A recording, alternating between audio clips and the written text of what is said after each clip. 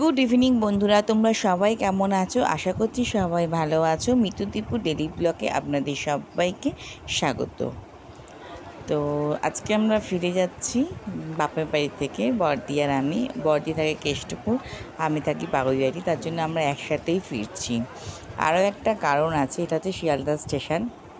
আরও একটা কারণ হচ্ছে এই বাঙালিয়ানার মেলাতে আমি আর বড়দি আসছি, আর ওখান থেকে বড়দির দুই মেয়ে আর জামাইবু মেলাতে এসে যোগ করবে। তো চলো ভিডিওটা পুরো দেখতে থাকো। তো ওরা এখনও এসে পৌঁছায়নি, আমি আর বড়দি প্রথমে এসেছি। তো দেখো মেলাটা প্রথমে ফাঁকা ফাঁকা মনে হচ্ছিল, কিন্তু যত এগাচ্ছিলাম তত দেখছিলাম ভিড়। আর এখানে দেখো প্রচুর পানের স্টল বসেছে, চায়ের স্টল বসেছে, অনেক বিভিন্ন ধরনের হাতের কাজ বসেছে, জামা কাপড় বসেছে, কানের দুল, গয়নাগাটি, সব রকমের দোকান এখানে ছিল। তো আমরা সব দোকানগুলো আগে ঘুরে ঘুরে একটু দেখছিলাম, তারপরে আমরা কিছু গান শুনবো। ফাংশান হচ্ছিল, এটা বাইরে ধরো, আবার ভিতরেও কিন্তু এক জায়গায় খুব ভালো ফাংশান হচ্ছিল, সেটাতে আমরা অনেকক্ষণই বসেছিলাম। তো প্রথমে মেলাটা একটু ঘুরে নিই, চলো দেখতে থাকো।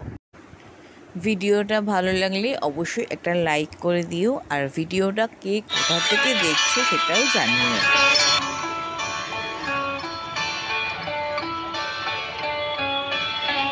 এই মুহূর্তে আমাদের সঙ্গে বরণ করে নেব আমাদের আজকের শিল্পীদের। আমি অনুরোধ করব শিল্পী অনরণে একটি স্মারক, তার সঙ্গে হাত পাখা এবং বাংলার পঞ্জিকা। আর মিষ্টি মধুর সম্পর্কটা যেন এইভাবে অটুট থাকে, তার জন্য মিষ্টি। আমরা একে একে আমাদের তিনজন কণ্ঠ সঙ্গীত শিল্পীকেও বরণ করে নেব।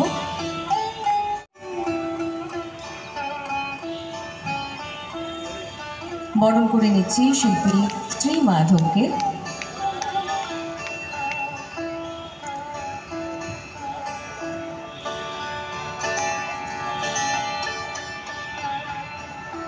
বরণ করে নিচ্ছি শিল্পী তনুশ্রী বিশ্বাসকে।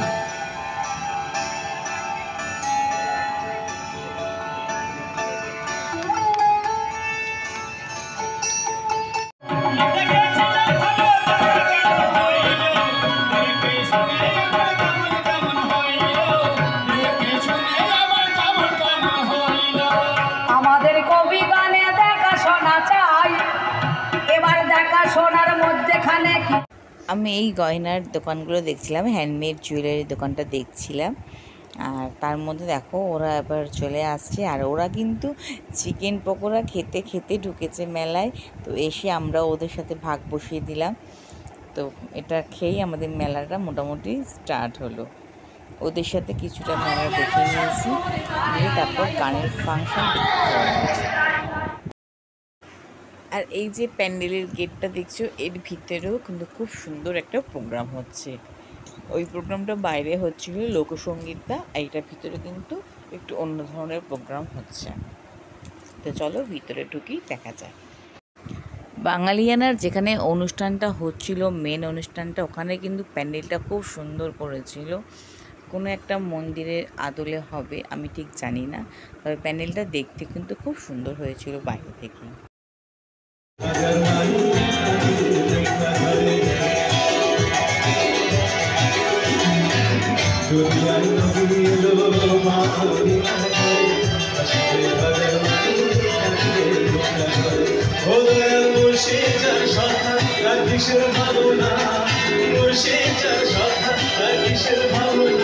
আমার হৃদয় মাঝে আমার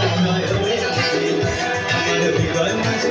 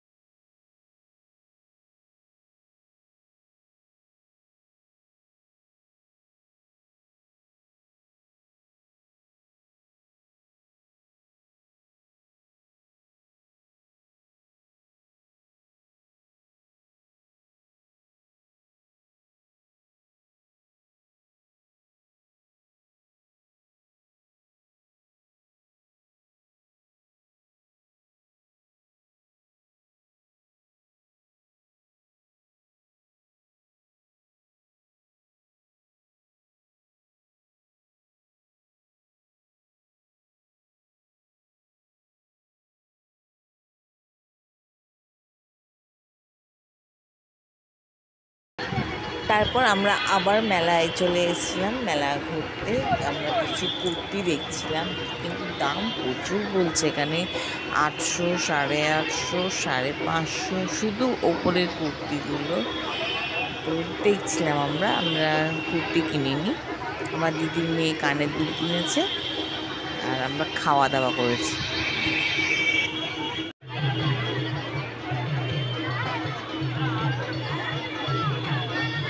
এই দেখা গানটা দেখা।